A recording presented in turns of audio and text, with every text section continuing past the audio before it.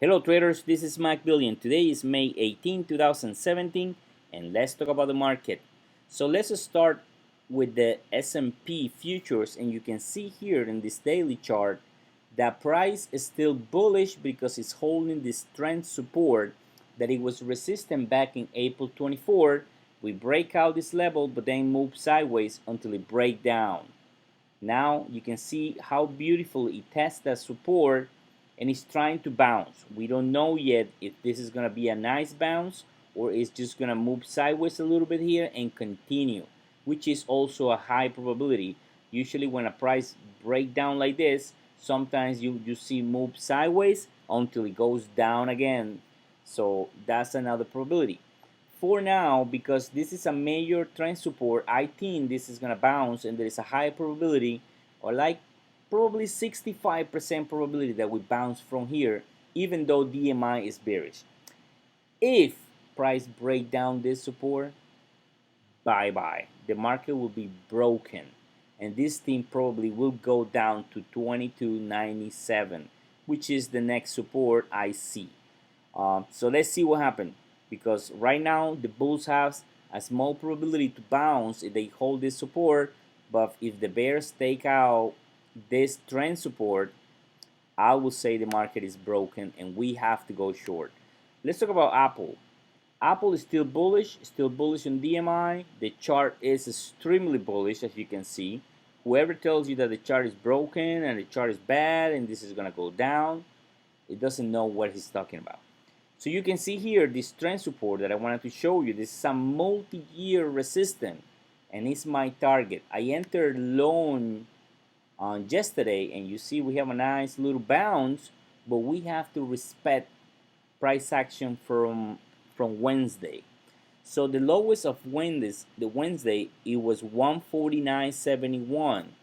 If price break down below this level, I will get out of my position, my long position, because probably it's gonna test this trend support, which is the Fibonacci 142.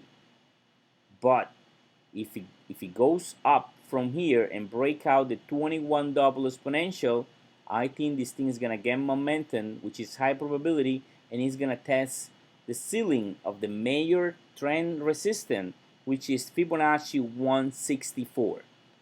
So I hope you understand what I'm saying. It's a very easy trade. You long in here, but if you break down below yesterday lows, which is 149.71, you have to get out.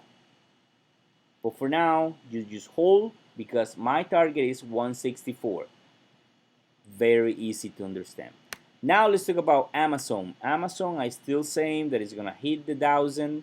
It's just holding there, even though with the Wednesday price action, it went down a little bit, but today it went up and got to test the 21 double exponential. You see here, I think this thing is bullish. I think it's one more good day and this thing is gonna get to nice 80, which is the next Fibonacci resistance, and finally to test the 1,000, because always traders wanted to see the 1,000 on a stock that is near 1,000, like this one is 958. So I think this is gonna hit the 1,000 before July. Now let's talk about BABA. BABA, as you can see here, it was trending very nicely to the top of this channel until Wednesday breakdown, and today you can see here breakdown the 119 Fibonacci, but it bounced and finished about that level. So what do we do here? So you have to respect the lowest of today, which is it was 114. If you break down below 114, I wouldn't see a reason to hold this trade for a short term. Long term is bullish. It's inside a major channel, so keep an eye on that. Short term, it will go down below 114 and probably test 104 or probably 100, but it's high probability because the trend is very strong that we bounce from here and test the top of the channel, which is around 130, 135. So let's see what happens, but respect 114. You have to respect that, and you can also short term here. If you break down below 114, I might take some puts below. So the other one that I wanted to show you is Baidu. It's also trading inside this small trend channel. You can see here, it looks like it's gonna go down to the bottom of the channel, but it's still bullish and strong, and I'm holding calls in this one because I think it's gonna go to 200 before July. The other one that I have is Caterpillar, which is, I think, is extremely bullish. DMI is bullish. It's inside a major uptrend channel. Is closed this gap, so this gap is gone. So we can remove it. There's no more gap there. I think as long as it holds the 97 and the bottom of the channel, we are okay. But I think this thing is gonna go to 110 before July. It's bullish to me.